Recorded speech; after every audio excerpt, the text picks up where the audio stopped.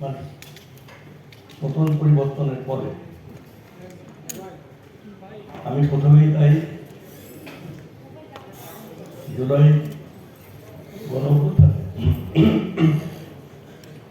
যে সমস্ত ছাত্র জনতা, কবি, শিল্পী, সাহিত্যিকবৃন্দ তারা আত্মহতি দিয়েছেন, আমি তাদের আত্মার প্রতি, তাদের আত্মার মাফেরত কামনা করি, শান্তি কামনা করি এবং গভীর শ্রদ্ধা জানাই। আমাদের দেশে জুলাই অভ্যুত্থানের যে গভীরতা, এর যে তাৎপর্য, এর যে ব্যাপকতা, এটা যদি আমরা গভীরভাবে বিশ্লেষণ করে দেখি তাহলে দেখতে হবে যে তখনকার সময় এটা ছিল একটা অনিবার্য পরিণতি এবং নিয়তির লেখার মতনই এই অনিবার্যতাকে কেউ অস্বীকার করতে পারেনি। আজকে আমি কবিতা উৎসবের না কবিতা পাঠের এই আসরে আমি শুধু এইটাই বলতে চাই, কবিতা আমাদের শুধু কাঁদায় না, কবিতা মানুষকে জাগায়, কবিতা মানুষকে সংগ্রাম মুখর করে, কবিতা অন্যায়ের বিরুদ্ধে একটা শক্তিশালী উচ্চারণ, একটা প্রতিবাদ।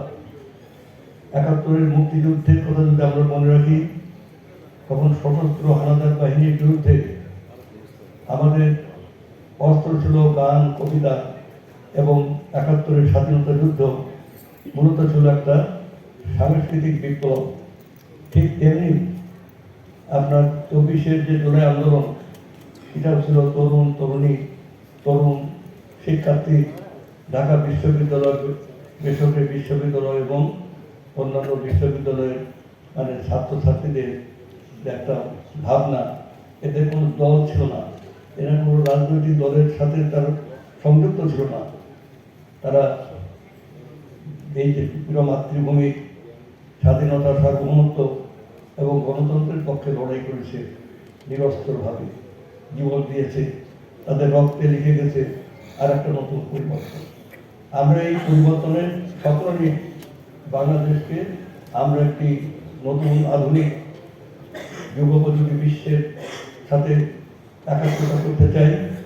আজকে পৃথিবী যখন, বিশ্ব রাজনীতি যখন সংখ্যা, সেখানে যখন ঘৃণা, বিদ্বেষ এবং বিভাজনে ভরা, আমরা সেখানে দেখাতে পারি, বাংলাদেশ সেখানে শেখাতে পারে যে বিভাজন নয়, অনৈক্য নয়, আমরা আমাদের শক্তি হচ্ছে মানুষের মানবতা এবং শান্তি।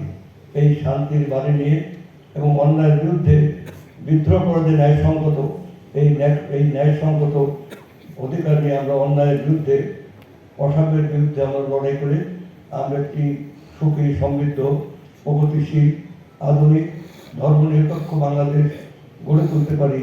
এই হচ্ছে আমাদের স্বপ্ন এবং এই স্বপ্নই নেতৃত্ব দিচ্ছেন আমাদের মাননীয় প্রধানমন্ত্রী জনাব তারেক রহমান। আমি তাই আজকের এই সন্ধ্যায় কবি, সাহিত্যিক, শিল্পীবৃন্দ আপনাদেরকে আসুন আমরা বাংলাদেশের এই সমৃদ্ধি এবং নতুনের পতাকা হাতে নিয়ে আমরা এগিয়ে যাই একটি সমৃদ্ধ বাংলাদেশ গড়ার জন্য। এই বলে আমি আমার বক্তব্য শেষ করছি। বাংলাদেশ জিন্দাবাদ। আজকের অনুষ্ঠান পরিপূর্ণভাবে সফল হোক, এই আমার